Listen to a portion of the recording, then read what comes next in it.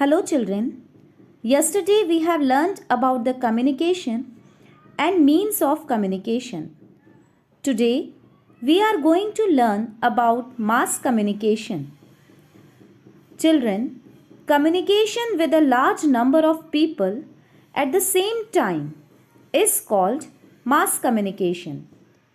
Newspapers and magazines, television, cinema, internet, advertisement, and communication satellites are the examples of mass communication. Newspapers and magazines.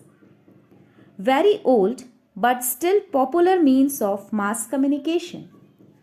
They gives us the latest news about politics, sports, art, culture, weather, etc. They are published in many regional languages. Radio. Radio was invented by G. Macaroni in 1896. It is a source of education as well as entertainment. Apart from sending and receiving messages, we can listen to music, songs, dramas, etc. Even illiterate people who cannot read and write can learn a lot through the radio. Television. The television was invented by John Logie Baird in 1926. It is used to provide information and entertain a large number of people.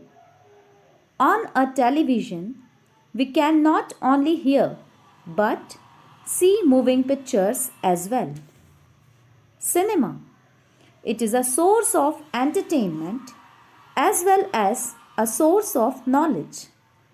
Through short films called documentaries, we learn about real life situations and news. Internet. The internet is a network of computers. It is a source of information on almost any topic. You can go to a website and look for the information you need. E-shopping, e-education, e-banking and downloads are possible through the internet. Emails are sent through the internet. Advertisement. Advertisement is a technique to introduce a product or service to the masses. Through advertisements, producers or sellers give knowledge about their products or services. Advertisements on newspapers and magazines reach only a few people. Advertisements on radio and television can reach everyone. Nowadays, the internet is also used for advertising. Communication satellites. Satellites are sent into outer space by rockets. They revolve around the Earth.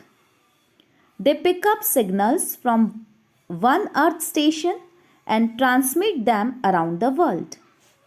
Now it is possible for radio, television, and to transmit and receive signals from around the world. Hope this topic is clear for you. Thank you.